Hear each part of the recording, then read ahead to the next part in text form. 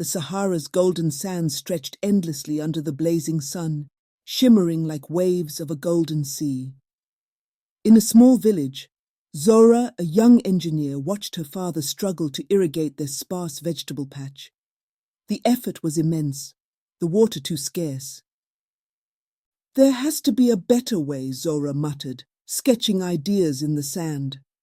Inspired by the way lizards buried themselves to stay cool and plants grew despite the harsh conditions, she envisioned a network of solar veins, heat-resistant ribbons that captured solar energy and funneled it underground to drive water pumps and irrigation systems. She shared her idea with her childhood friend Hamid, a tinkerer who could build anything with scrap metal and a wrench. "So, ribbons that act like roots? Fancy, but will it work?" he asked skeptically. "We'll make it work," Zohra replied, "unless you're too scared to try." With Hamid's tools and Zohra's designs, they turned an abandoned camel stable into a workshop. Using sand-heated silica and recycled metals, they crafted the first solar veins. The ribbons glowed faintly when exposed to sunlight, mesmerizing the curious children who gathered to watch.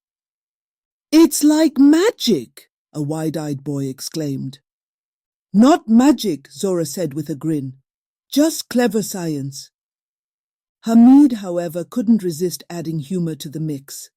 "Magic science, patent pending," he quipped, earning a collective groan from the kids. The first test came when they installed the system in the village's dry fields. By sunrise, green shoots poked through the sand, nourished by the hidden irrigation system. Cheers erupted, and even Hamid couldn't hide his grin. "I told you it would work," Zohra said, elbowing him. "You told me, but I built it," he quipped. Meanwhile, a cheeky desert fox stole a stray piece of solar vein and darted off into the dunes, leaving the children laughing and chasing after it. "Looks like even the foxes want a piece of the future," Hamid joked. News of their success spread quickly, drawing visitors and investors alike. While some wanted to replicate their technology, others had less noble intentions.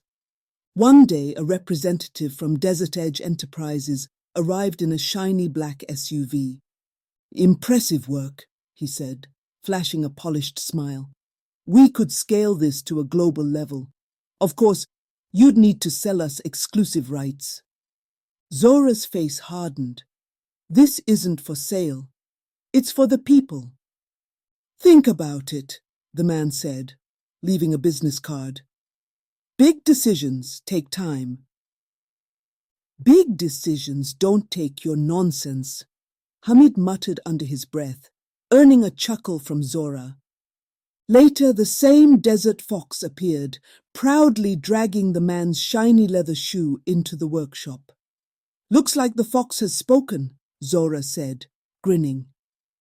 Before Zohra could worry about corporate threats, nature had its own plans. Dark clouds rolled in unexpectedly, and torrential rain began to pour. "Rain! Here!" Hamid shouted, staring at the sky as villagers scrambled to secure their homes. The flash flood ripped through the fields, threatening to wash away the solar veins.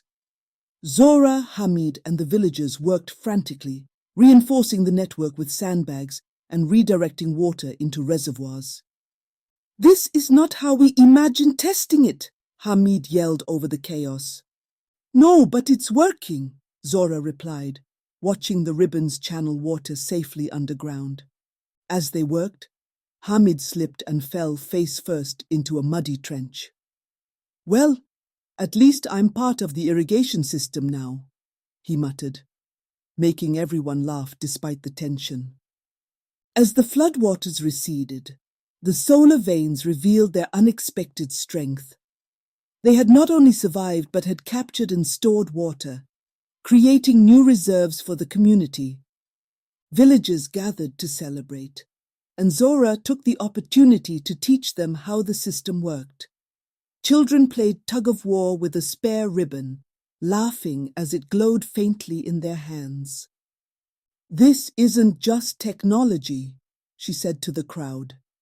"It's ours, and it will grow with us." "Also, the kids think it's the coolest jump rope ever," Hamid added, earning a round of laughter. Word of the solar veins reached scientists and engineers worldwide. Delegates from Chile's Atacama Desert and Australia's outback visited the village, eager to learn. At an international summit, Zohra presented their work.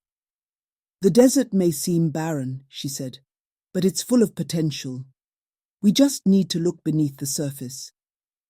Hamid, eager to steal the spotlight, chimed in. "And if you can't find the potential, hire a fox. They're excellent researchers." Her words inspired others to adapt the technology to their own regions.